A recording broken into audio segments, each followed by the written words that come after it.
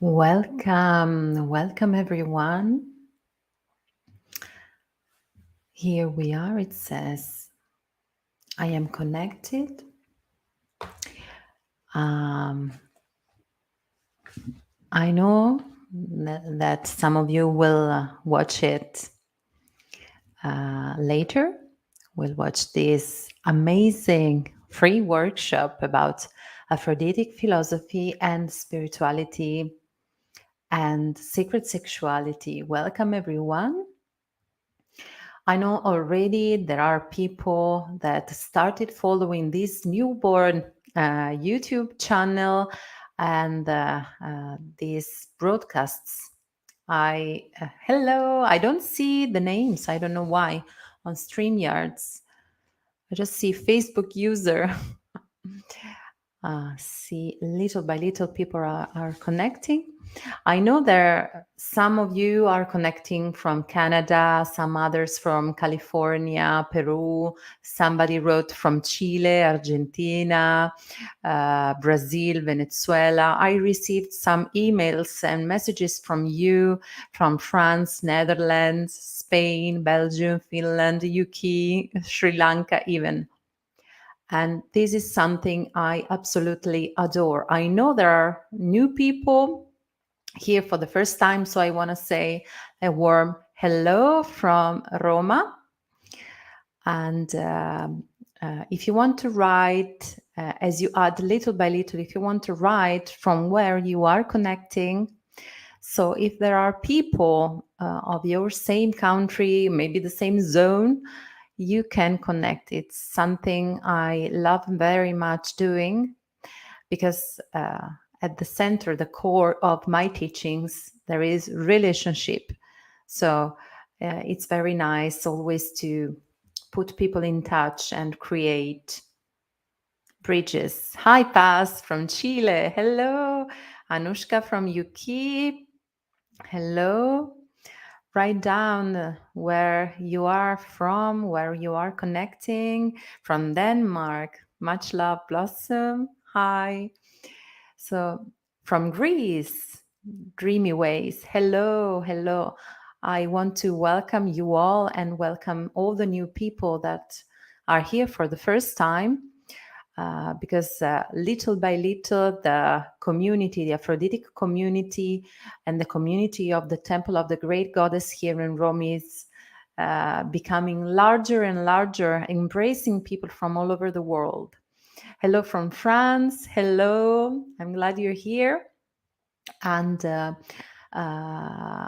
it's always beautiful because I see that through time and space, Aphrodite is a goddess that calls whom she calls.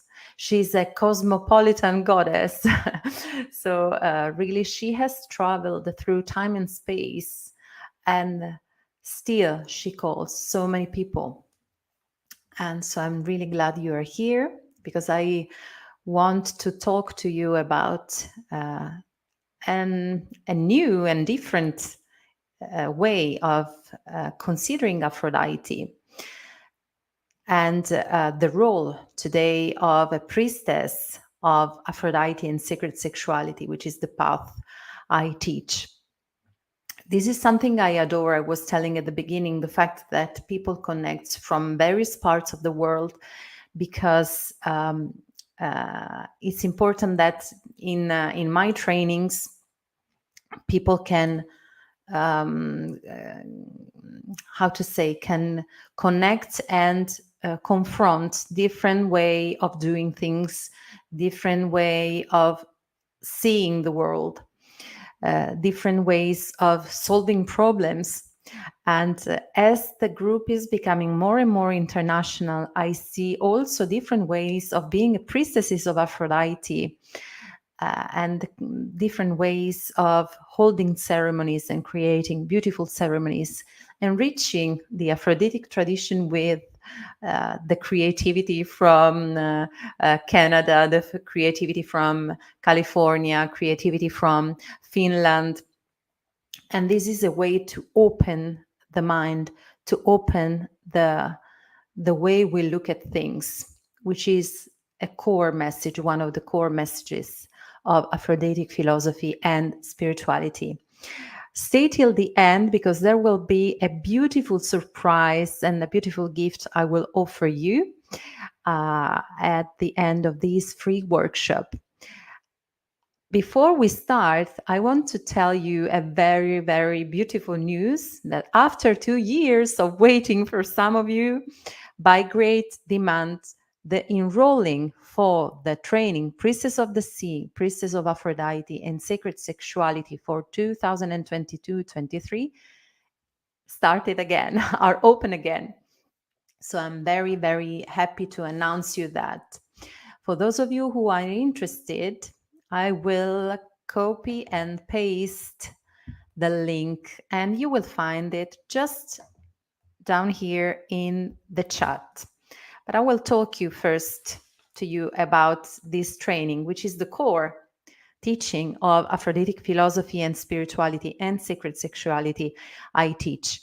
This version here, you'll see when you will click in the link, it's an enriched version because I've had 2 years to enrich it. And you will see, for those of you who considered also the Italian training, it is slightly different with more sacred places to visit every time during the intensive in-person week. So it's an updated, enriched version. Aphrodite Priestess training is among the best trainings, among the best priestess trainings in the world, and surely the one and only training about Aphrodite. And it has been quoted over years by the best universities of Italy and of the world, recently also by Oxford University. Why am I telling you that? Because it's important to consider the theorical, the philosophical, the cultural, the anthropological, and the archaeomythological part in a priestess training. But this is also very, very practical. It's a spirituality of the body, a spirituality of the matter, which in its word contains mater, the mother. So Aphroditic spirituality is a bodily and sensual and practical spirituality, a very rooted spirituality. Which kind of spirituality is it? It's a spirituality which is pleasure, beauty, and harmony oriented. And I'm gonna spend a couple of words about the training before we start the workshop as people will gather. It's a 3-year training, 3 years training. People don't have necessarily to take the whole 3 years. There are some women and men that decide to do just one, just two, or all the 3 years, like caterpillars all together till the end. The majority do that indeed, because it's really a life-changing training. It's a training of empowerment and personal blossoming and devotion altogether, because the things may seem in contrast, but are not absolutely. Aphrodite wants us to blossom, to shine. And while we shine, we are serving her, offering our gifts and talents to the world. So these are 3 years of training of expansion, empowerment, blossoming. And how are these 3 years structured? They are structured in a way that each year helps the student to expand in the capacity to generate and maintain and hold more and more powerful Aphroditic energies. So the first year we work with the Aphrodite's Wheel, which is the one I published in my bestseller book, Aphrodite Unveiled, Introduction to the Great Goddess Mysteries, which for now is just in Italian, but it can be shipped everywhere else. It's a very precious book. And so the first year we work with the Aphrodite wheel, the solar wheel, and we start seeing the instruments of a priestess of Aphrodite. The second year we work with the elements, with the basic 4 elements, especially with water, especially with the sea magic. And we work with embodiment, with oracling techniques. We learn how to hold and conduct ceremonies of any kind, and to do divination of any kind, especially with the shells, but also with landscape, basing on the ancient Proto-European tradition of magic and spirituality, and also on the theoretical teachings that have been transmitted through mythologies and stories. And at the end of the second year, the students dedicate as priestesses and priests of the sea and of the goddess. While at the third year, we work with sacred sexuality, so all the techniques of sacred sexuality, and with Aphroditic energies, and with the bhakti devotional practices.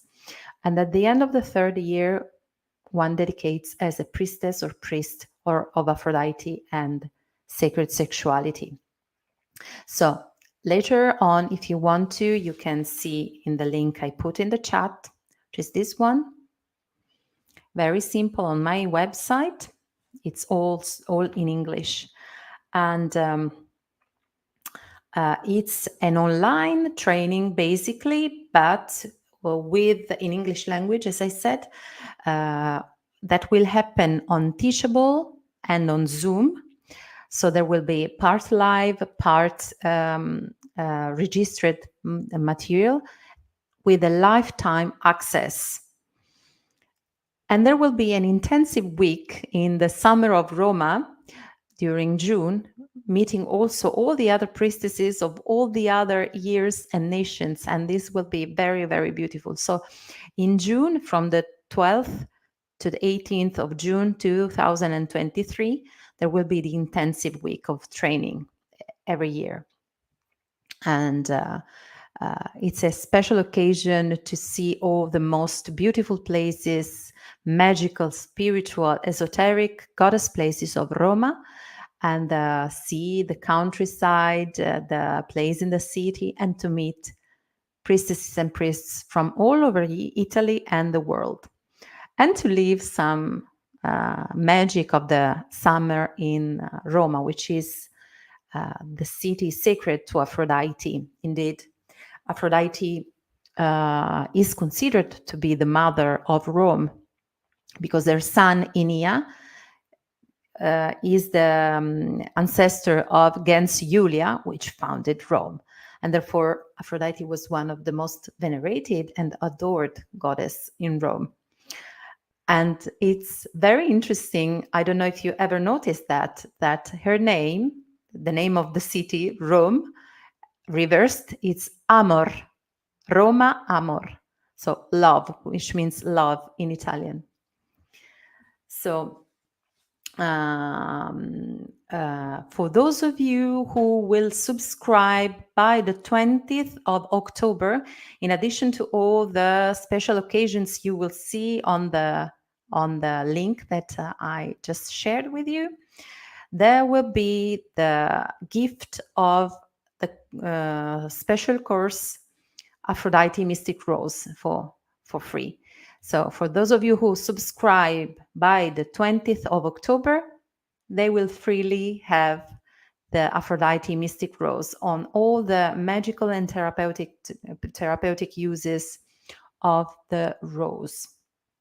And before we start, I just want to read to you some of the beautiful feedbacks of the priestesses that already started the training or completed the training in the years. This is the feedback by Monica, who wrote, "I love the wave 1. I'm nerdy type that enjoys learning new things. While all the 3 waves are a learning opportunity, There was something about wave one that was special. Maybe because I am new to this practice in general, I found something in wave one that filled my heart, soul, and mind, which includes the soul sisters in my circle.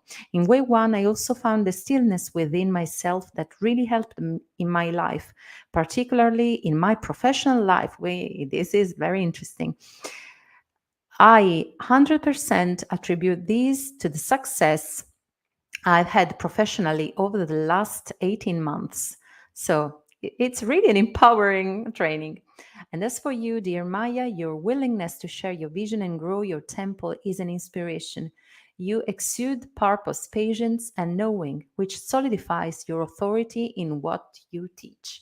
It provides a strength and confidence in students, which is so integral to the role of educator and mentor for that matter. Teachers that lack what you demonstrate are pointless and can be drowning dangerous, in my opinion. Thank you, Monica, if you're listening. Then we have Masha. For me, this training was life transforming. I really felt the calling deep into my heart, and I am so grateful that the goddess called me and that I trusted her and Maya despite the fears that were rising. I feel a new person now and believe that anything is possible. While Cindy writes, meeting Maya meant meeting my destiny, a call that came from lives and lives, an echo from centuries behind. I learned walking by her side, and thanks to her teachings, that the body keeps memories in blood and bones. I learned to respect and honor it as a sacred temple, a living and breathing altar of love. I learned that only through it we can experience the divine, and that we will not feel and receive its teachings until we reclaim it truly as a living, breathing temple. Whoa. I discovered the profound ability to heal myself and others through the body and pleasure. Being a priestess of Aphrodite and sacred sexuality means being a traveler between the worlds, opening the path for others to remember their own truth. This is what Maya taught me, teaching me to walk the path of beauty, guided by the wisdom of the memories and songs of our ancestors. These are just few of the many feedbacks you can read in the page I linked to you. Eros hears rose if change letters, says Blossom. It's true. You're right. If we change the letters, very, very appropriate. Yes. So I really hope to see you to the other part, to the other side of Aphrodite's veil, which is very different, has very different meaning from what we are taught. So it is not the veil to hide the naked body, but then the veil to protect the mystery, which has to be kept a mystery in order to be experienced as a mystery. So it's a completely different way of looking at Aphrodite, of living Aphrodite in the body, in the relationship with other people, and knowing Aphrodite as also a goddess of the underworld, a goddess of death, a goddess of not war properly, but a goddess that is able to hold the boundaries. So Aphrodite is complete. She's not absolutely what we've been taught by the iconography and mainstream mythology from Hesiod on. And so it's also an act of reclaiming all the parts of ourselves and becoming whole again in our integrity. So let's go little by little deeper into this workshop, which is done by a theoretical part. As I said you in the email, there will be some important consideration to say about Aphroditic philosophy and spirituality and sacred sexuality and the role of a priestess of Aphrodite and sacred sexuality nowadays. And at the end, I will give you a beautiful, precious practice that you can do every day, and that I really hope that the majority of people can start doing, because it's very, very helpful to expand our mindset and our way of looking at things. So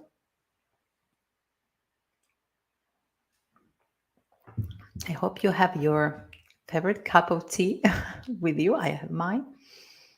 Um, if you want, you can also write questions in the chat. I will be happy to answer at the end, whether on the training or on the points we're going to touch on the workshop today. The first thing I would like to discuss with you and to let you notice is how the word priestess is starting being normalized nowadays. There are some of my students which have been courageous and proud also and brave enough to put the title priestess on their ID cards. So it takes courage, of course, but this is necessary in order to afford the process of normalization of the word priestess. I don't know how was the process in your country, but maybe it was more or less the same in Italy, but with different timing, about the role of a yoga teacher. In Italy, the scenery has been that during the 80s, 90s, the job and the role of a yoga teacher started spreading here. At the beginning, the majority of people did not understand it was something exotic, something that underwent a lot of ignorance, exactly like the role of a priestess nowadays, and something that people that were willing to teach yoga had to go through, sometimes very painfully, affording lots of prejudices. It took 20 years in Italy, not 20 years, but almost, in order to come to nowadays in which the profession, the job of a yoga teacher is perfectly normal. It has been through a process of normalization. This is how I call it. In this moment of history, everywhere with different speed, with different paces, the role of the priestess is becoming more and more normal, even here in Italy. This especially thanks to the work I, with all the other Italian colleagues and priestesses, have done through the years. I especially have done lots of broadcastings in Italy, published lots of articles, and written a best-selling book, which was the one I was talking to you about Aphrodite. Because I really think it is important in this historical moment. It is necessary, not important, it is necessary to normalize the sooner the job of a priestess and bring the goddess spirituality into the schools, into the universities, into the place where culture is acted, is crafted, we can say. Because it's our responsibility. Nobody will do it in our place. And the results have been satisfying, very, very satisfying. Nowadays, when I say I am a priestess, founder of the Goddess Temple of Rome, which is the first modern temple in Italy, the majority of people don't look at me like a crazy person, but they look at me with curiosity, with authentic curiosity, and they start asking me, so can you tell me more about it? This is for sure also thanks to the job of all the other priestesses and shamans and scholars and crones feminists, like the big ones, to which we owe the fact that today we can speak freely about goddess. The women that have done her story so far, and we are continuing their work. And so nowadays we can see as a matter of fact that big colossus like Netflix, like Disney, are centering their productions on the goddess. Sometimes see Moana, the animated movie, see all the movies and animated movies which have a feminine strong character, main character, like Frozen 2 even more, like Rebel, like there are many series on Netflix with main characters which are strong feminists or goddess women, even, or goddess little girls in some cases. So it's very interesting what's happening on a cultural level. So the goddess is spreading also in other channels, in other ways of crafting the culture. The culture spreads in many ways, through visual art, through theater, through jokes, even through the language, through many things. And I find it very interesting and very relevant, the fact that such colossus like Disney and Netflix are investing on the image of the goddess. This is potentially very good, because it's helping us also to speak more, to be more visible in the world as priestesses of the goddess and priestesses of Aphrodite and sacred sexuality. But it also has risks, because, when something becomes a fashion and it penetrates into the patriarchal environment, it can be another trap, another exploiting. So we really have to continue speaking about that, speaking about new narrations, which are ancient narrations reactualized. But this is very important, that we don't let everything in the hands of patriarchy. Okay, goddess, otherwise it's going to be exploited again to make money for this big colossus, and we don't want that.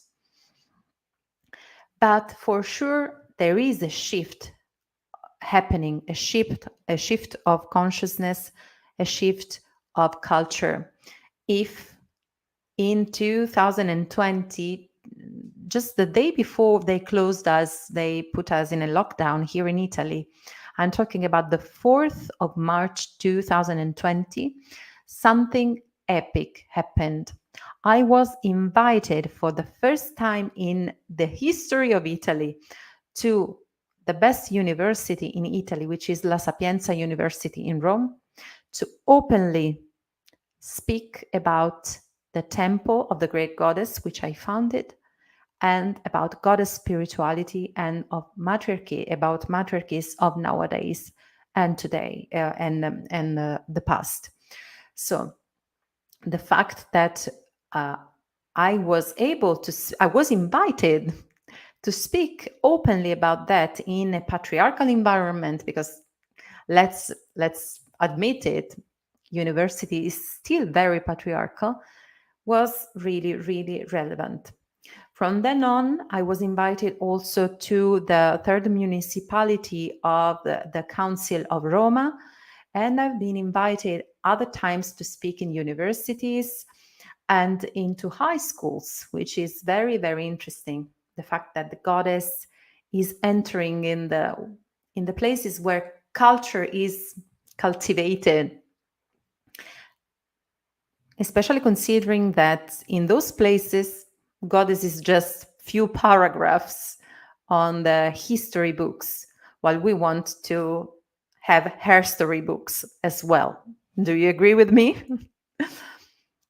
So the image, the role of a priestess, of the goddess, is normalizing little by little. Especially the Aphroditic philosophy and spirituality I teach is a philosophy of life. And to spread it, hard for you as well, Blossom. to spread this new and healthier philosophy of life, which brings healthier models of existence, we really need to be courageous now. And the more courageous we are, the more we authorize other women and men and people of every gender, of no gender, everywhere in the world to speak openly about that. To do that, we have to work a lot, and I will come back to this later during the workshop. We have to work a lot on self-esteem, on self-consciousness, and on self-love, because we need that force, the force of self-love, to go out of the comfort zone of being people pleasers, because we all are in a way or another, because we are raised as a people pleaser everywhere, and accept to be in a moment of discomfort, to understand that the fake comfort indeed was discomfort. And so the momentaneous discomfort will become our real, authentic comfort zone, which is the healthier one for us. Oh, thank you, Paz. Thank you. Thank you. I'm glad you're here. So let's speak a little bit more in detail about the role of a priestess. The role of a priestess, a parenthesis. When I speak about priestess from now on, I speak about priests also, because Aphrodite priestess training and the path of Aphrodite tradition is no gender. So it's for everyone. I've been asked 1,000 times. We are all manifestations and emanations of the goddess, and everyone can be her light, her flame in the world. So if you hear me saying priestess, I also intend priests. I also intend people that don't identify with any gender, everyone, every person, every human being. So the role of a priestess is a helping profession, which is more and more popular, as we've seen. And it articulates on a spiritual level, of course, on a cultural and philosophical level, on a social level, and therefore, we will see how and why, on a political level. First of all, let me precise one thing. Aphroditic philosophy and spirituality is a philosophy of life and a spirituality, and it's not in any way a religion. Spirituality and religion are two completely different things. Religion is a structured dogma that gathers people, like-minded people, that have to follow that rules, very strictly rules, which usually have been written on a sacred text, and the observation, the strict observation of those rules define the adherence to people, to that ensemble, to that group of people.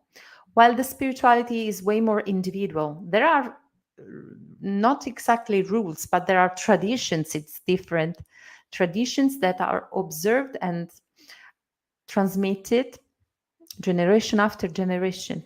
But very important in the Aphroditic philosophy and spirituality is the fact that this is a creative and continuously regenerating form of culture, philosophy, and spirituality. This means that even if we dive in the past, and in my book, I collected thousands and thousands of archaeomythological proofs and anthropological proofs on written texts, on historical findings of the greatness of Aphrodite and of the fact that she was complete. But yes, we have the roots very clear in our mind. We study a lot, but at the same time, we cannot do copy and paste of the past. First of all, because we don't really know what our ancestors did. It's just an hypothesis that we do through studies. It can be more or less accurate, but it's just an hypothesis, first. And second, in the meanwhile, in all those centuries, millennia, things have changed a lot. Our bodies changed, nature changed, we changed it, as we see all the disasters we are creating with our own hands. Way of thinking changed. We lived the globalization, so we came in contact more faster and faster, and on a bigger level with different traditions, different languages, while migrations of people, of food, of materials, and of cultures and traditions has always existed. Nowadays, we live in an accelerated world. So it's pointless to say, okay, I'm doing copy and paste of the past practices.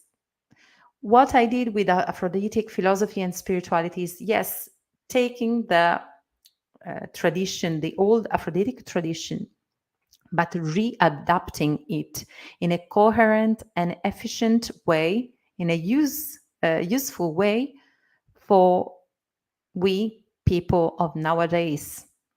So reactualizing in a clever way. Otherwise, it's just copy and paste, but it's pointless. So this was a little parenthesis I wanted to do about spirituality. And we always have to change our traditions according to the changes of culture, changes of nature, changes of people. So let's expand this concept. Aphroditic philosophy and spirituality, as the title of this workshop says, is a philosophy of life that helps you living a life which is pleasure, beauty, and harmony oriented. Pleasure, beauty, and harmony oriented. What does that mean? Just saying like that looks like a revolution. What is that? Philosophy and spirituality, which is pleasure oriented. We come from 5,000 years of darkness, and even the best forms of spirituality, the lighter forms, ask to detach from the body. So they're so far from desire. They induce people to go out of the wheel of incarnations. What is this spirituality that loves to incarnate in the womb, in the body? It is Aphroditic philosophy and spirituality, for which this world is as sacred of the other world. So there is not a desire to go out of the body, out of this world. This world is not an illusion. This world is real just as the other one. It's just a different plane and way of existing. So it's a completely different way of looking at things, of conceiving life on this planet and in the body. Because it is very recent indeed, the fact to consider the body as a shame, this existence as an illusion, and it's very patriarchal. And it started more or less spreading 5,000 years ago when patriarchy took over. For 3 millions of years, 5,000 years are nothing, it's just crumbles. 3 millions of years, we adored all over the world the goddess. Pleasure and not sacrifice was sacred. This plane of existence was sacred.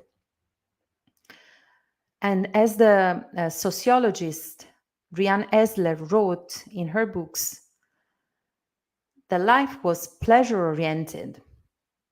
So pleasure was glorified, not sacrifice. Well, it seems Maya, what are you talking about? Pleasure glorified. We are grown up with the glorification of suffering and sacrifice. Well, Aphroditic philosophy and spirituality is not that. It's really shifting completely, changing completely the way of looking at this plane of existence, of being in the body. It is a grounded spirituality, grounded in the body, in the flesh, in the blood, in the sexual fluids, in the joy of having a body, rooted on this beautiful planet, which is our mother that birthed us. So I said it's pleasure rooted path, according to all the teachings of Rihanna Eisler. It's a beauty path. But when I talk about Aphroditic beauty, listen to this carefully. I don't speak about the fake beauty and the superficial beauty of the magazines. Nothing to do with that. I'm talking about the beauty that moves the hearts, the beauty that expands the hearts, the beauty that moves people, the beauty that changes the hearts. In fact, one of Aphrodite's names is Epistrophia, she who changes everything into love, or in her Latin version of Venus, Venus Verticordia, which means she who changes the heart. She who turns everything into love, she who changes the hearts. It's that kind of beauty we have to look for. And in Aphroditic philosophy and spirituality, the beauty is a way of care, a healing path, a way to heal from depression, from any illnesses, from the rotting of the soul. While Aphrodite teaches us the elegance of the soul. And it's also a harmony-oriented path. Harmony, when I speak about harmony, I speak about the harmonious dance of polarities. Doesn't mean that everything is flower and crowns of flowers and holding hands and singing. No, Aphrodite is not just beauty. She's not just sexuality. Even if those forces are the forces that move the world, sexuality, sensuality, beauty, love, but she's also much more than that. She is the goddess of darkness. She is Androphonos, the killer, which is like Kali. Did you know that aspect of Aphrodite? She's like Kali, teaching us to cut, to let the parts of ourselves that we no longer need to die, helps us to die a little bit in order to rebirth ourselves in our authenticity. So it's cutting something, saying no to something, to say yes to something else. She's a great initiatrix. She's a guardian of the gates of the underworld, of the abyss. So really, she's complete. A whole journey of the soul can be done with every one of Aphrodite's archetypes. I know it's perceivable. I'm really madly in love with her. I dedicated my life to her. So really, I see also on a psychological level how my students change all over just 1 year of training. They completely change and they are empowered. People with no voice, that I have to ask to repeat the sentences at the beginning of the training, will start speaking for themselves, staying straight and being heard in the world. I've seen transformation which are incredible. Some of my students were so shy at the beginning, and at the end of the 3 years, they founded temples in their lands. They researched on the goddesses of their lands, and they started trainings. and they're shining, and they're priestesses of success, and I'm so, so proud of them. I don't know if some of them are listening. You know who you are, so hello. Um, so when I talk about harmony, I was saying I speak about the dances of polarities. So being able to stay in the darkness, in the light, to be able, Aphrodite teaches us to be able to dive deep into our inner abyss. One of her names is Margarete or Margaritaria, which means pearl. And she teaches us what I call the pearl path, or sometimes according to the kind of alchemy that she calls us to accomplish, to complete in ourselves, the diamond path or the jewel path, because also jewels are sacred to Aphrodite, which means that she invites us to do the alchemy of the soul. Alchemic, it's one of her epithets as well. The psychologist James Hillman speaks a lot of the alchemical power of Aphrodite, and also of the alchemical need of the soul. We human beings are naturally oriented towards the alchemical path. We need to transform ourselves into pearls, into jewels. We need that. We really need to refine our soul, to find the elegance of the soul. And that's what Aphrodite teaches us.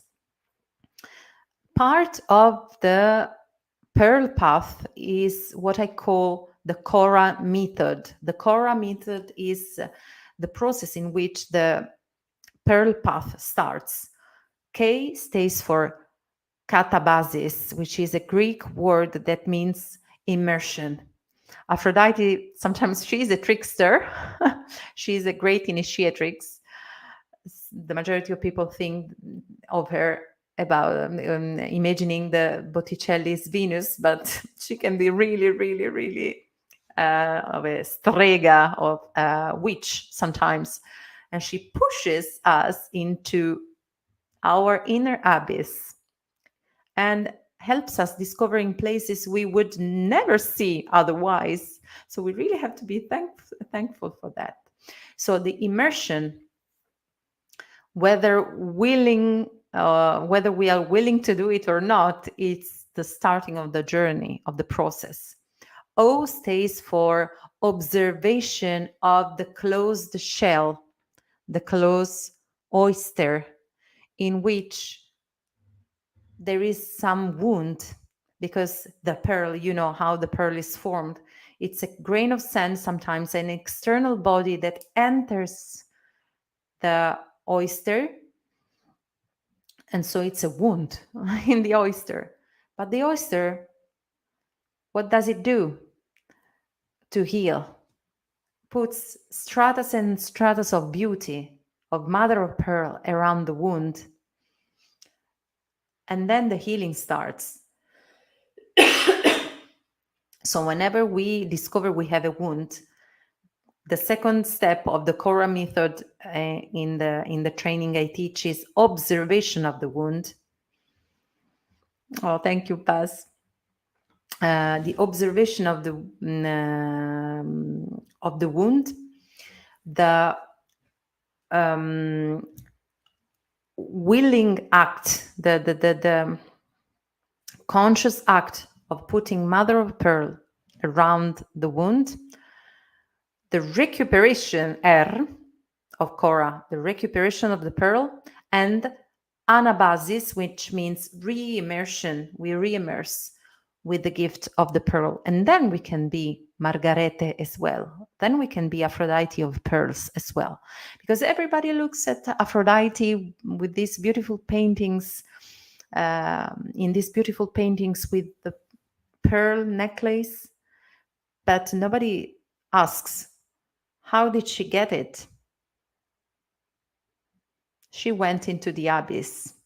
And don't believe about the narrations in which she has been gifted by that god or the other god, by Hephaestus, because way before Hephaestus, she was a metallurgic goddess and she made the jewels to herself by herself. So nothing wrong with accepting jewels. I'm not saying that, but I'm just saying she's way more powerful and independent than we are taught. Then another important part of Aphroditic philosophy and spirituality is sacred sexuality, which sometimes I refer to with the Latin term ars amandi. Ars amandi and sacred sexuality are sources of vitality. Through sacred sexuality, we pray Goddess Aphrodite. So the sex, conscious sex, sacred sex, not just the exercise of the hips, is the preferential way of communication with the divine. So it's not something dirty, it's something sacred. Aphrodite likes when we pray her through sacred sexuality. Aphroditic philosophy and spirituality is, as you can understand, a healthy philosophy of life based, dreamy waves. It's similar to Tantra, some points in common, but even many differences, because it's based on the Aphroditic archetype. Aphrodite archetype is, as I said, way more different from what the mainstream informations narrate. Very difficult. I've been studying on an academic level and on an energetic and spiritual level Aphrodite for 15 years, and my book is the result of 12 years of madly passionate study on Aphrodite. And really, she is all. She is really everything. And my mission in life is to remember all the aspects of Aphrodite. And in the meanwhile, while remembering Aphrodite during the training in the Aphroditic philosophy and spirituality, we remember also parts of ourselves that have been cut, because our society puts a label on us. So we can be or just the mother, or just the whore, or just the crone, or just the daughter, while we can be every one of those archetypes. And Aphrodite she is all of the wheel, all of the cake, not just one slice. It is like Tantra, but based on Aphroditic tradition. Many things in common with Tantra, for some reasons I'm going to tell you in a while. But the culture, of course, it's different, because it comes from a little bit of Greek philosophy. But before philosophy, we had Sophia, which is the knowledge of the women, from which philosophy was born, stealing all the wisdom from the women, the first philosophers of history, like the first mathematicians, the first agriculture, the first doctors, the first astrologers, the first to understand how growing food were women. So the base is different, of course, because Tantra originates in a different place. But considering that traditions migrate with people, of course, it has a lot in common, for a reason, especially that I'm gonna, like the Otima, for a reason I'm gonna tell you in a while. I have a piece of paper here to be to go faster, because I want to give you as many informations as possible, and then the gift the practical gift at the end. So Aphroditic philosophy and spirituality is based on love, as I said, on pleasure, on the sacredness of pleasure, very revolutionary, on the sacredness of matter. So it's not just goddess up high in the sky. Goddess is on this plane of existence. Goddess is in our flesh, in our body herself. So I also, always say to my students, when you pray goddess, detach from the old way of praying goddess, like looking in the sky only. Experience praying Aphrodite, looking in a hole, for example, in a well, or in the water, or looking in a hole in the earth, or looking into yourselves, or making love.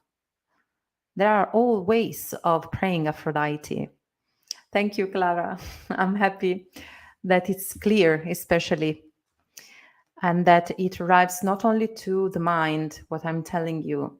So I'm giving you intellectual informations, but also I really hope to speak not only to your mind, but also to your heart, to your gut, and to your yoni and lingam, if there are men listening. Because it's important, the mind, I don't deny it, but we really need to recuperate our way of seeing and perceiving things differently.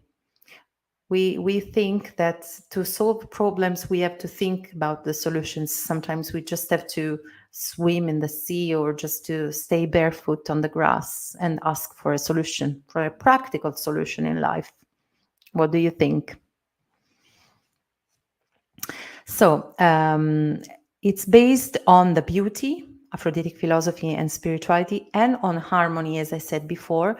In fact, harmony in the mythology is her daughter. In some versions of the mythology, is Aphrodite's daughter, which means it's her emanation. Our harmony proceeds from Aphrodite. And this is why it is so important to produce this shift of consciousness that we really need so much, because things are not going so well in a patriarchal way. Let's look around what's happening. We are in an environmental, social, and humanitarian crisis, which is the worst in history. So things are not going that well. I think a quick change has to occur. Thank you, Dreaming Waves, and thank you, Clara. So to do that, in the Aphroditic philosophy and spirituality,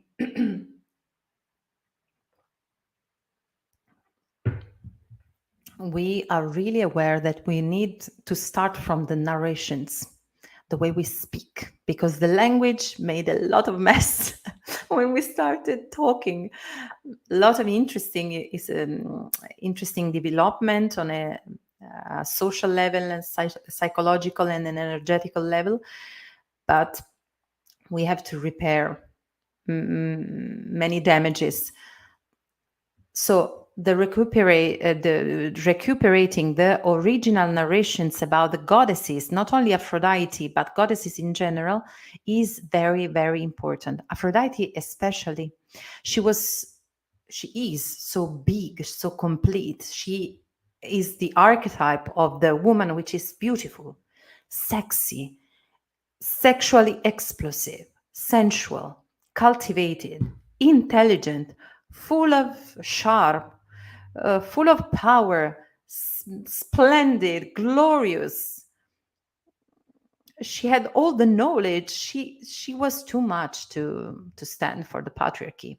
Therefore, she was the goddess on which patriarchy insisted the most, demolishing her, ridiculing her, demonizing her, cutting her into pieces, constricting her into the archetype of the lover, stupid, sometimes. Really, if you read Hesiod, the classics, she's really treated like a stupid doll. But if you look at the old findings and the old versions of the myths, and I really hope that my book will be soon translated into as many languages as possible. And I really hope it will, because it has been for many days among the bestsellers in Italy. You will understand that she was great, great. And as women, what happened to Aphrodite happened also to us. Women were labeled just in one slice of a big, big cake. So when a woman nowadays becomes a mother, she's mommy. No sex, not good for sex. Or after menopause, crone, categorized as crone. This is really, really stupid. Or beautiful, clever, cultivated. Well, no, we can be all of that. We can be all of that. And there are many ways of being feminine, of being a woman. That's the message Aphrodite tells us. The French feminist philosopher Simone de Beauvoir, she explained the consequences on culture of these, of what Jung defined the inversion of the biological fact. I explain me better. The inversion of the biological fact is the inversion of the evidence that we are all born from a vagina. While for 3 millions of years we adored the goddess on this planet, recognizing we all come from a vagina, for 5,000 years ago, patriarchy started taking over more and more and more until narrating different stories in which, no, we are no more born from a vagina of the goddess. We are born from the logos, from the word of God. And the goddesses are not parthenogenic goddesses that generate themselves from their own wombs. No, they are born like Aphrodite from the testicles of Uranus, like Athena from the head of Zeus. Eve is born from Adam's rib. These, like Simone de Beauvoir said and wrote in her book Second Sex, what did this produce? The mythological justification of the submission of women to men.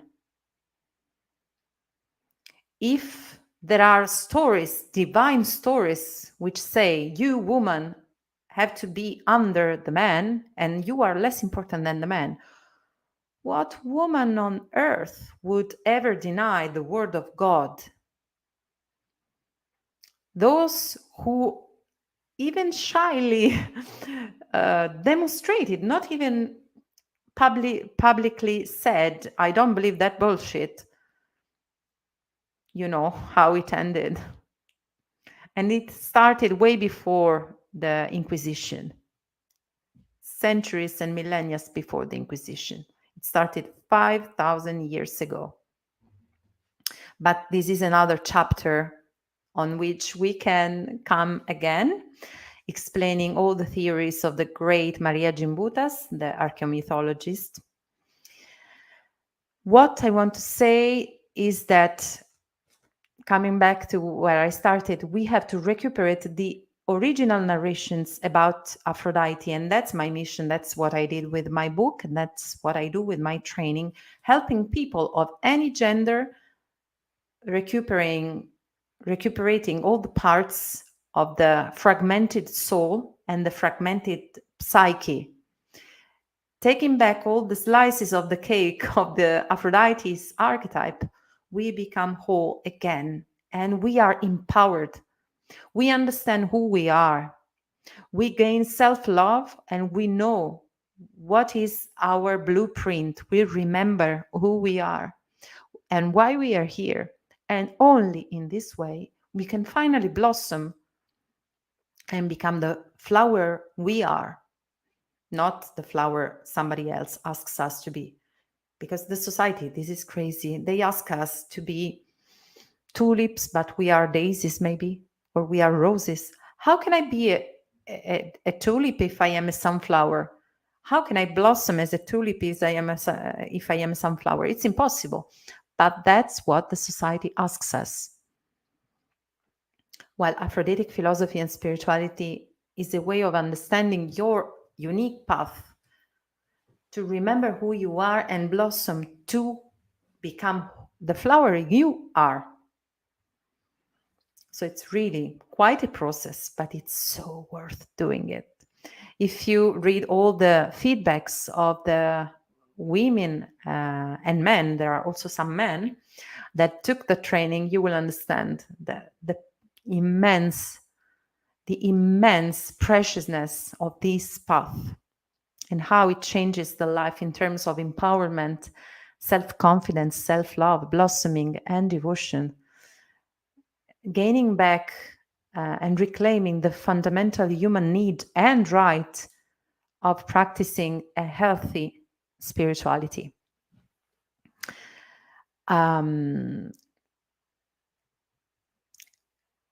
Another thing I wanted to say about what Clara asked is the fact that, like Tantra, Aphroditic philosophy and spirituality is, of course, it does not deny rationality. I'm not saying we have to not to be rational. I am such a culture study. I devour. How do you say nerd when a person likes to study and research a lot? It's a nerd. Well, if this is the word, I am that thing there. So the mental stuff and the intellectual stuff, it's very important for me, and also rationality. I am the daughter of 2 doctors and researchers, so the rational part, you will never hear me saying it's not important. But I think we have to parallel it with other dimensions, which we need as human beings. And it's pointless, it's crazy, and really it produced damages to stay only in the rationality. We see what happened. So we need sacredness also as a fundamental human need. It's a fundamental human need, that one of sacredness. It's what gives sense and meaning and value to our lives. So Aphroditic philosophy and spirituality is based on pleasure and desire to walk a sacred path. And one thing you can do from now on in your days is asking yourself every day, what do I desire?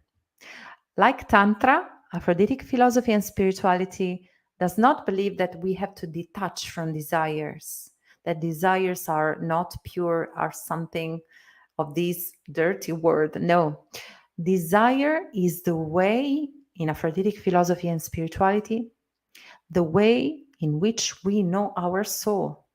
And we can get so close to the divine, which is Aphrodite in this case, through following consciously.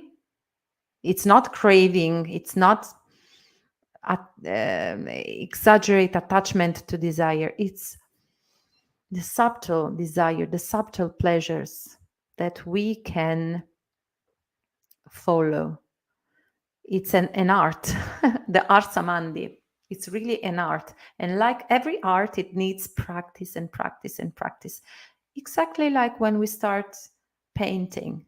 Art samandi, it's another kind of art, which is the core of Aphroditic philosophy and spirituality, that we can master we can come to the level of mastery in our samadhi. But to do that, to follow such a path, we need to be willing to increase our self-confidence, because it will increase. Aphrodite, among her symbols, has the mirror.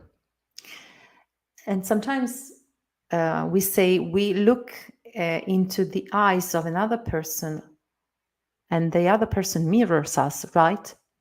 Sometimes we lack of self-confidence and self-love because in tender age, or when we were children, we didn't receive a mirror of love, a glance of love from our parents, or maybe it was conditioned. So this is not our fault if we didn't receive back a reflection of love into the glance into the eyes of our parents.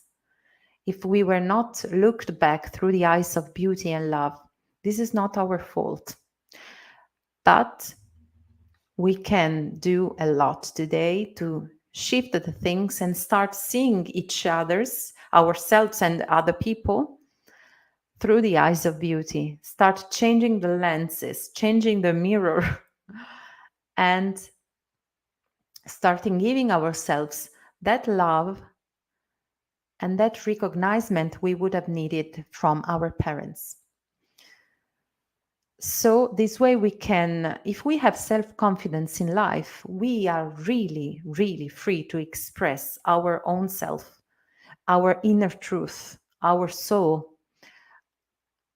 and we will feel free to speak, act, and manifest what we really are, not what other people wants us to be.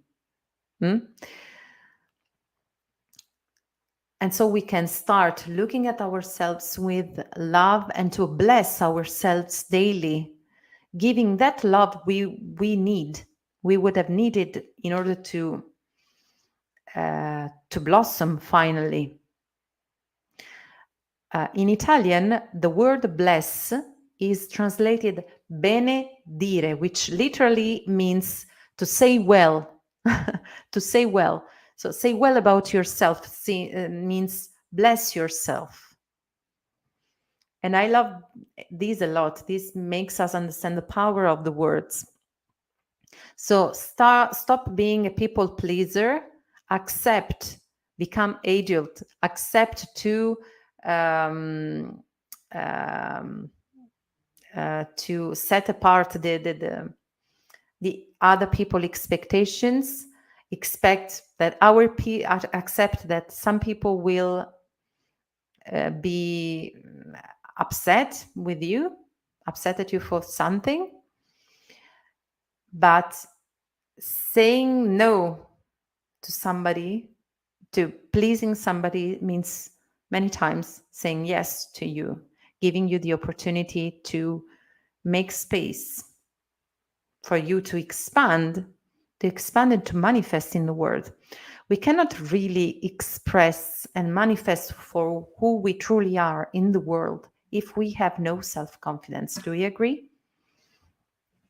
So, in order to get rid of the people pleaser attitude, in order to do some cleanses from all the gaslighting we received since we are born, I think, all the programs we received, in order to be able to embrace our destiny, whether your destiny tonight is to subscribe, to enroll to the training as a priestess of Aphrodite and sacred sexuality or not, it's really useful that you do this practice I'm going to offer you now. And of course, I will answer all the questions you're writing soon after. But now I want to really, really gift you with this beautiful self-practice. I ask you to sit comfortably either or on a chair or on the floor. And be sure that you have some soft surface like a pillow to sit on. The feet are well planted on the floor if you're sitting on a chair, and your knees form a 90 degrees angle.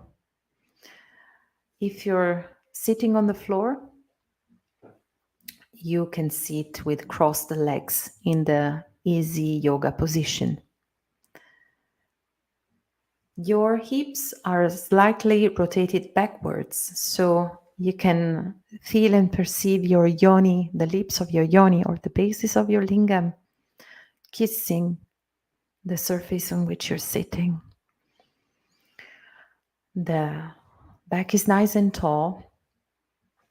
If you are a man, you can use this mudra, the Shiva Lingam.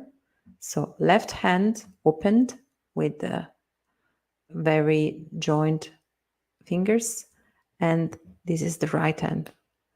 And you will put it on the level of your belly.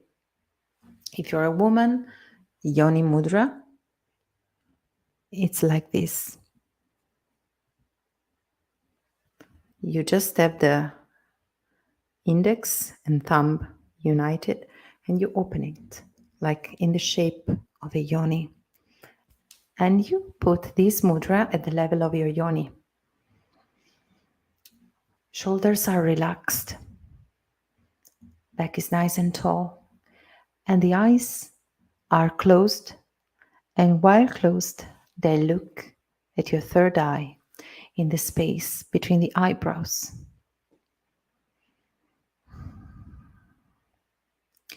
Just take a deep breath in. And with a sigh of relief, relax any tension from your body. Take another deep breath in and imagine, perceive, and visualize your rib cage expanding in every direction like an umbrella. And let go. Let go of any toxins on a physical level and on a psychological, energetical, emotional level. And take one last deep breath in. Expand the rib cage. Take in all the air, all the prana, the nourishment, the oxygen, and feel the regeneration of blood and organs and skin, and let go.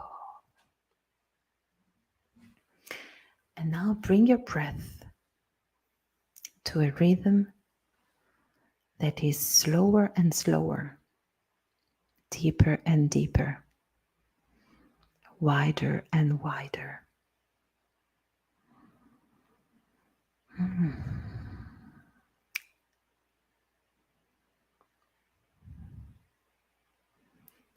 Slow down and expand your breath as you prepare yourself to be king or queen of your realm and embrace your destiny.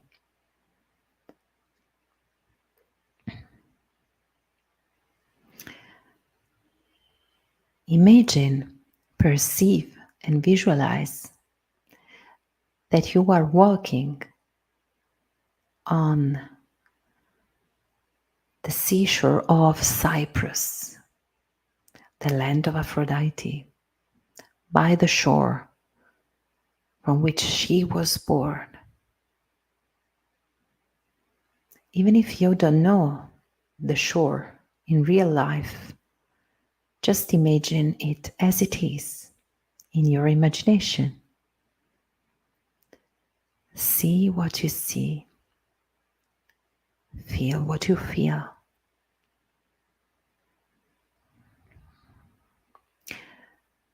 Drink with all of your senses this beautiful sea landscape, which is Aphrodite herself. Notice which moment of the day is it, which season in your vision. Notice how is the weather. How is the coast? Is it rocky or sandy? How is the vegetation? Are there flowers? Which kind of trees and plants are there? Are there cliffs or soft hills? Or is it just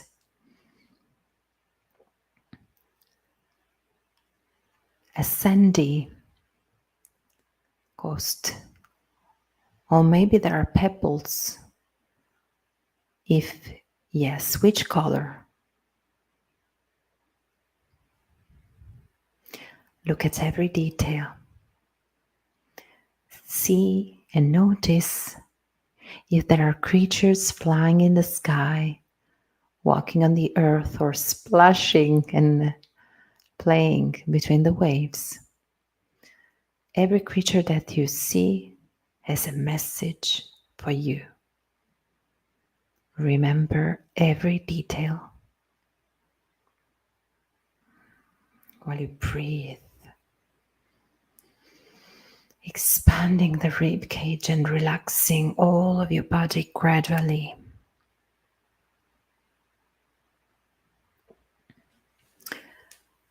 Now, a magnetic force calls you towards the sea, and you start moving your steps towards this amazing blue sea. Notice how it is. Is it calm or agitated? Which shades of blue can you see? How are the waves? As you approach, you can hear the sound of the sea, the music, which is Aphrodite's voice. A beautiful, soft, fresh breeze caresses your skin, your hair, and brings to your lips and tongue the taste of Aphrodite, sweet and salty all together. You are in front of her.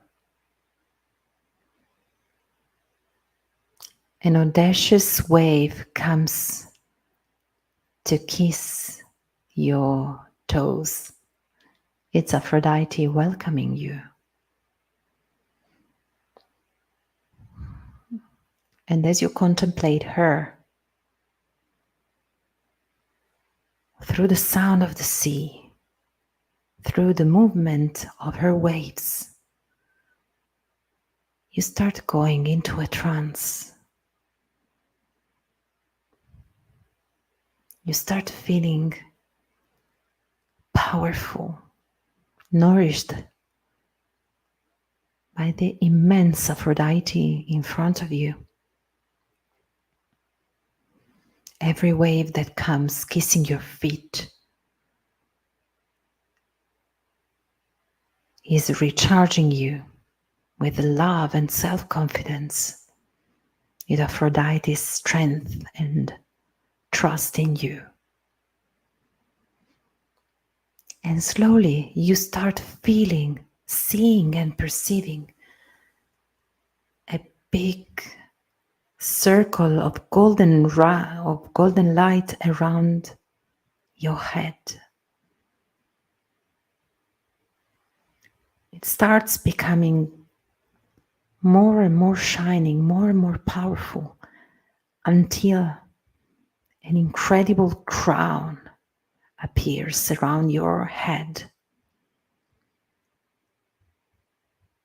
Aphrodite Anasa, the queen, is inspiring you and giving you the awareness of your value, of your preciousness, of your power to say, act, and manifest who you really are.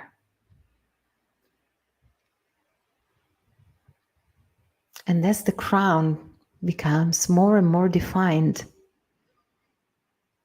look at it. How is it done? Which kind of gold? White gold? Red gold? Yellow gold? Notice every detail. Maybe it's a mix of the three golds. Does it have stones and precious gems? What is the shape of your crown? How is it decorated? Notice every detail.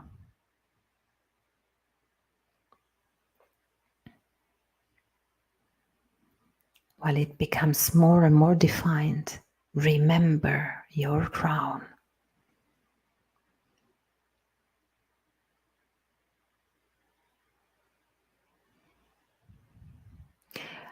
And as the waves come and go in front of you, kissing your feet, every wave starts transforming into Aphrodite's voice, telling you, you are full in your power, my daughter, my son.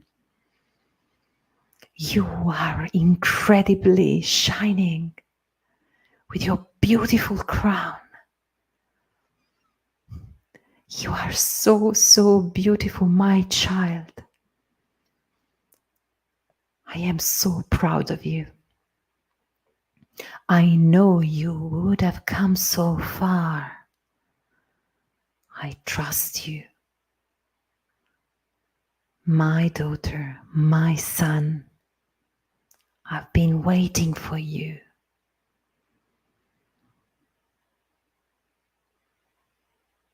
I know, I've always known that you have the power to speak, act, and radiate and manifest in the world all the beauty you have within, all the beauty you are, my child.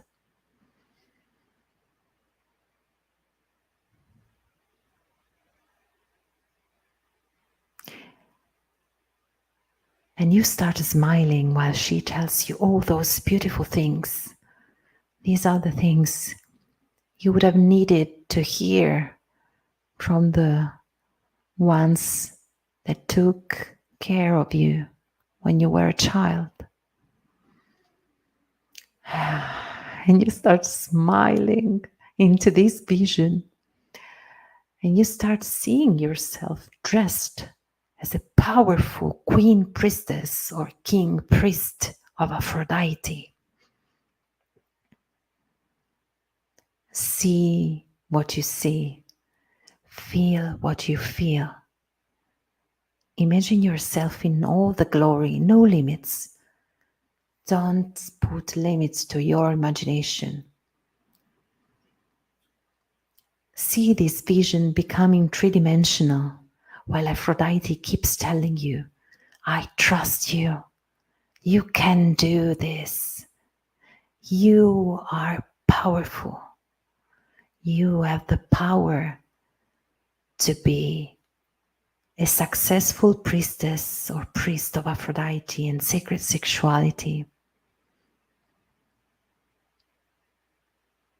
Imagine yourself as you want. Make this vision three-dimensional and involve all the senses while you smile in the vision. Is it so good? What song do you hear while you smile into this vision of yourself as priestess of Aphrodite and sacred sexuality? What song do you hear with your crown in your majestic appearance? What perfume can you smell? What taste do you feel in your mouth? Smile into this vision while Aphrodite keeps telling you, you can be glorious. You can be a priestess of Aphrodite and sacred sexuality here in this space and time. You are queen of your queendom, king of your kingdom, and smile and taste this vision, smell this vision, and caress your body. Let the hands go wherever they want, like antennas of your body.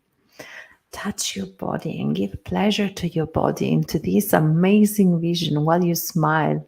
This is so fun, so much fun.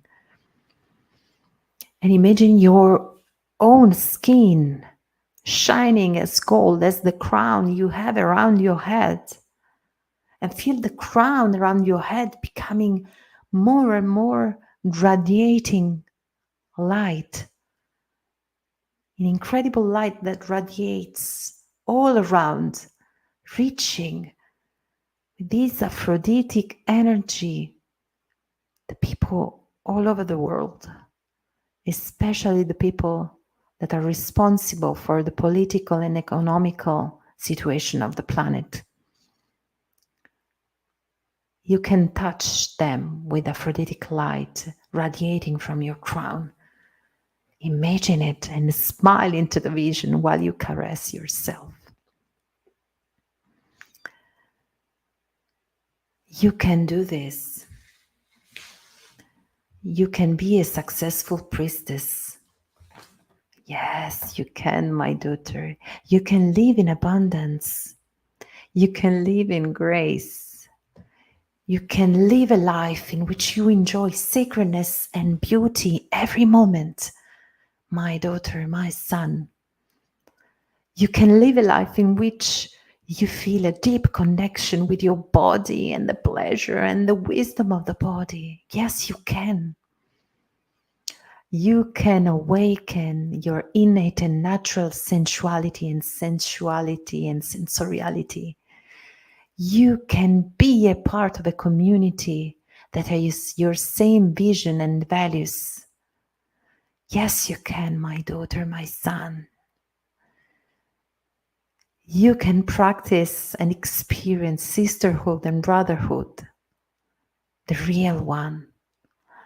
Yes, you can live in cooperation. Imagine that. Imagine it, my daughter, my son.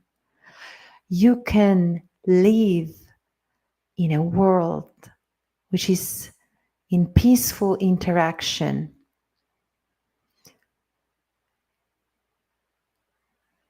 You can live in a world, in a community based on care.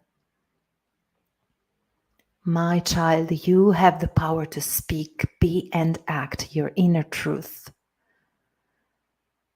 My child, you have the power and the chance to become a worthy ancestor for the daughters and sons of tomorrow. Yes, you can practice the magic and the ancient traditions in your daily life. It is true, you can. You can live a path of devotion. You can rediscover the true meaning of your life. You can manifest the vision of an Aphroditic world.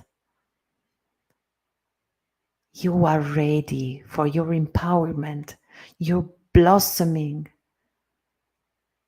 your shining success. My daughter, you deserve a pleasure-oriented life. You deserve, you are worth a sacred sexuality. You can experience stellar, ecstatic, Aphroditic sex. You can experience a deep healing.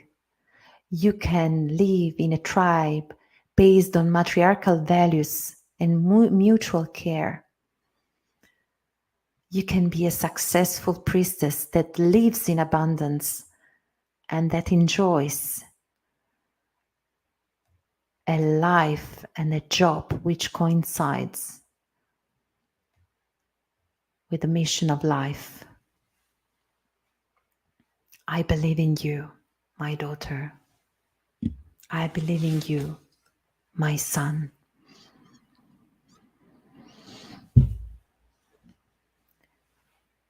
Now, Again, hold this vision in your heart, together with the sound of the sea, the vision of the sea. See and perceive your crown around your head in every detail. See yourself dressed as a queen priestess of Aphrodite and sacred sexuality. See Aphrodite as the sea coming you, kisses.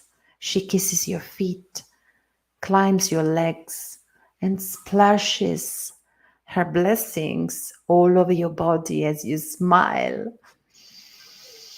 And breathe in the essence of Aphrodite, which is the very perfume of the sea. Smile and embrace your body.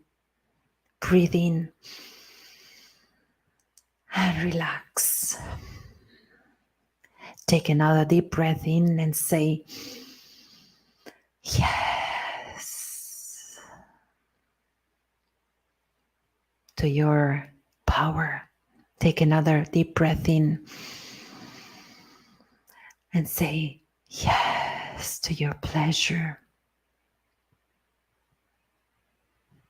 And let Aphrodite inspire every one of your thoughts, words, and actions in her beauty and pleasure. And with this beautiful vision in your eyes, promise yourself to remember everything, all the details of the crown, all the details of the dress, all the details of the landscape, all the messages from Aphrodite you received. And slowly and gently start moving your fingers and wrists and neck. Start rotating your chest and stretching your sensuous Aphroditic body and massaging you.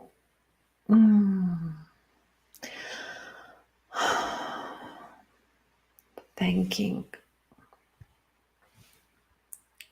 Aphrodite for this experience, thanking yourself for having gifted you with this precious time and space tonight. And when you're ready, slowly and gently open your eyes.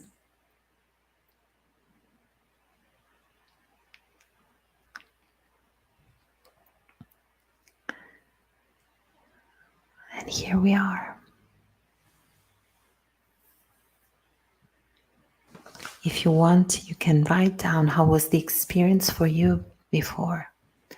I give some space to the questions about the training if you have some. If you want to share how was this journey for you.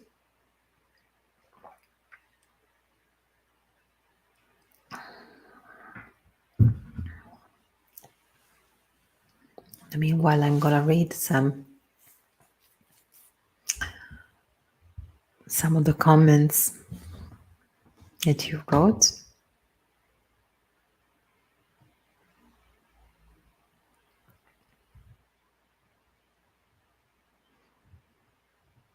I'll pass. You really like studying, but it is super important. Yes. And dream waves. I want to ask about a symbol that I saw in my meditation with apnea after my free dive. But how can I send photo? I draw it. Okay. Yeah. I don't know how to send photos here. But I think, that if you share the image under the YouTube, if you're watching from YouTube, after the live, because during the live, the comments will not appear after. So wait for the live to finish, and you can share the symbol. I will answer, of course, to the questions even after tonight in the following days. So, amazing journey, Blossom. Thank you very much. Will this video stay up to go through it again? Yes, absolutely. You can watch this video all the times you want. And indeed, I advise you to do many times this empowerment and empowering practice. It's very, very important. Talita wrote, I feel full of possibility. Yes, yes.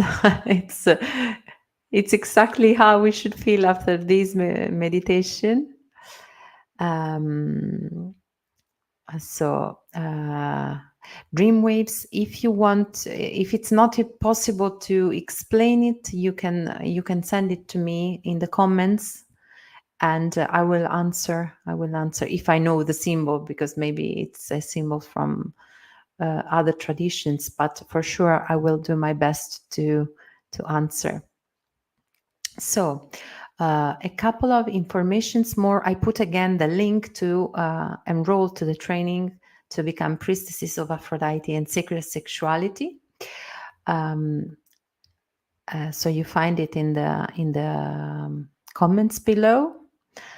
There are some questions they usually do if it's an online training or in-person training.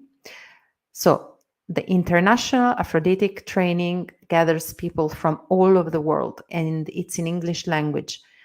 Being so, it's necessary to it was necessary to adapt a form which was easy for everyone.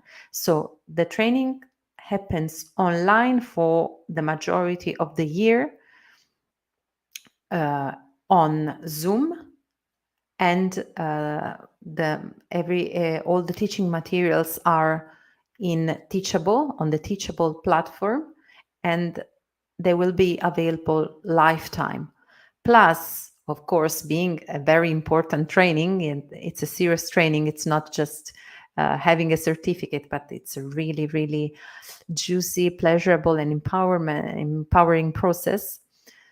There is one intensive week from the 12th of June to the 18th of June 2023 here in Rome. So if you subscribe, you're gonna experience the Roman summer, and during that week we'll do all the advanced Aphroditic practices, and there will be also the dedication ceremony, which is the most powerful thing ever, very, very powerful ceremony. And there is also the Key of Aphrodite comprehended into that week. What is the Key of Aphrodite? The Key of Aphrodite is the gathering of all the priestesses and priests of everywhere in Italy, everywhere in the world, of every year, even those who dedicated in the years before. So it's a big, big gathering of all the priestesses and priests of Aphrodite over the years. And it's very, very precious, because everyone can learn from everyone. And there is the possibility for everyone to give workshops and talks and ceremonies. So it's a moment during the Key, which lasts 2 days of this intensive week. It's an occasion for everyone to start shining into the protected container of priestesses and priests. This is a very empowering path. This is a path that changes your life forever and in better. And this is a path that the majority of people start for themselves, of course, for personal empowerment, devotion, to live a life of magic and spirituality, to live a life based on pleasure, beauty, harmony, and sacred sexuality. But that the majority of people that started prosecute till the third year because it's amazing. It's really amazing. And I really invite you again to go on the link I posted and to read the feedbacks of some of the people that took the training, because we couldn't put all the feedbacks because otherwise it was too long. But really, it changed the life of many people from all over the world. And if you want, you can change. You can do in a way that it can change yours. So, Talita, can you give any advice for what is the best way to pray Aphrodite for help? Well, this meditation we did is very good. It's a very good way to connect with Aphrodite. I also suggest you to create an altar dedicated to Aphrodite in your house. Me personally, I have an altar dedicated to her into every room of my house. But it's up to you, absolutely up to you. It's important because having an altar, it's like an instantaneous rooting into peace and into love. When we live in fear, fear contracts us and does not allow us to expand and to grow in life. Aphrodite roots us into love, into the well-being. She wants us to feel good. And if we have an altar, whenever our glance crosses the altar and looks at the altar, it's like an instantaneous button that it's pushed in our consciousness, an instantaneous shift of consciousness that helps us to slow down the breath and to connect immediately with her. Another amazing way to connect with her is contemplating the sea and asking the sea, which is her, for advice, putting your feet in the sea. It depends on the kind of problem you have. But there are also making love is a way to pray Aphrodite for help, filling yourself with her love, and also connecting with her sacred medicine plant, which is the rose.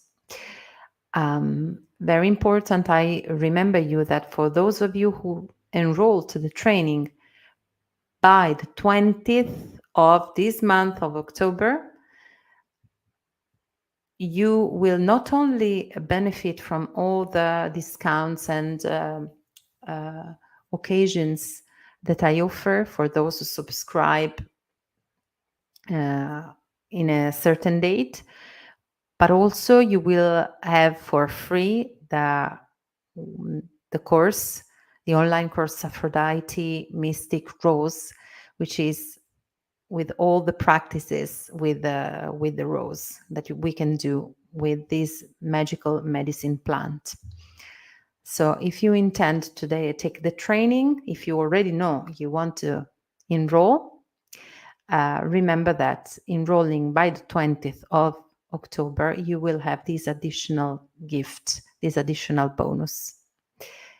The training is in English language, I said.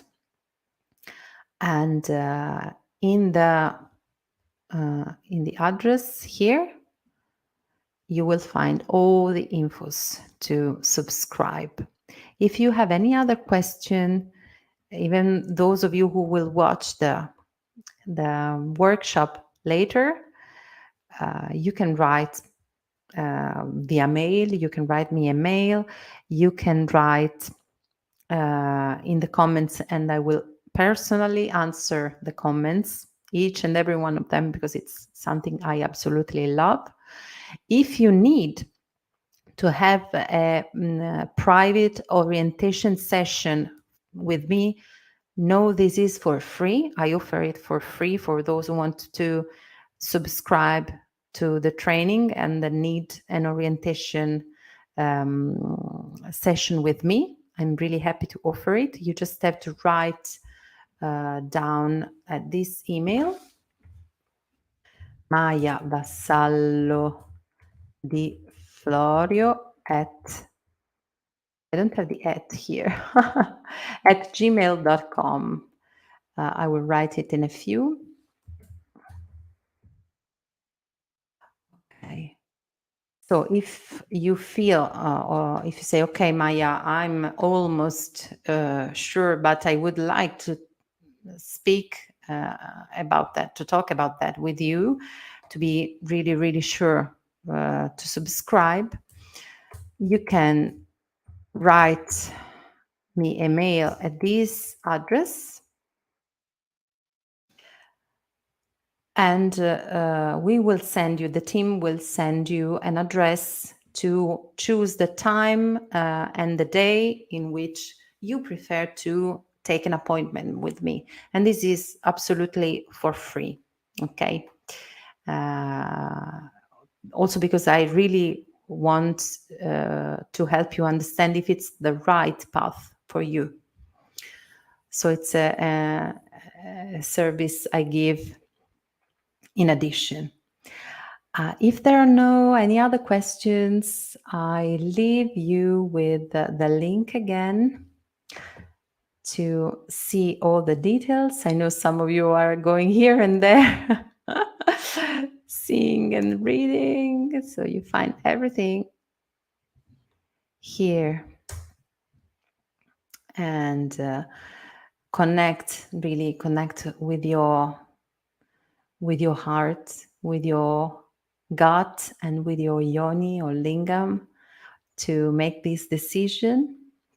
Remember your vision of tonight, that you can do it. You can do it if it's your desire. You have all the competencies, you have all the gifts you need to become a successful priestess or priest of Aphrodite and sacred sexuality. And I'm here to guide you with love and devotion and knowledge. I hope that you really enjoyed this free workshop. I'm starting little by little releasing more and more contents in English language on the newborn YouTube channel, which is this one from which you're following. So you can subscribe and click on the bell icon, so you will receive a notification every time that a new precious content is born. I will also release weekly, for those who are or subscribed to the newsletter, which is not a simple newsletter, it's a really a circle of Aphrodite. I give free precious contents every week, and a lot of new new ideas are coming up as the community is expanding all over the world. So from Italian language, I'm massively starting producing contents and broadcasts in English language. So let me also know if the episodes are useful for you. And I really like to receive your mails and read them personally. It's something I always take time to do because I really like the relationship with each and every one of you of the community. So I really hope to see you, if you want to the other side of Aphrodite's veil, and see you on board of this fabulous, life-changing, magical, pleasurable, sensuous training, Priestess of the Sea, Priestess of Aphrodite and Sacred Sexuality, starting very, very soon. So hurry up if you want to be in. Thank you all for being here tonight. Thank you for taking your precious time. And you can do the practice I passed you tonight every time you need. And I'm here if you want to write me, if you need me. Thank you. And I wish you a good night. if it's night where you are. For some of you, it's day. Here in Italy, it's almost 11 p.m. So I go to my children to sleep, and I wish you a good rest of the day, good night, depending on where you are listening from, and wait for you to the other side of the veil. Good night.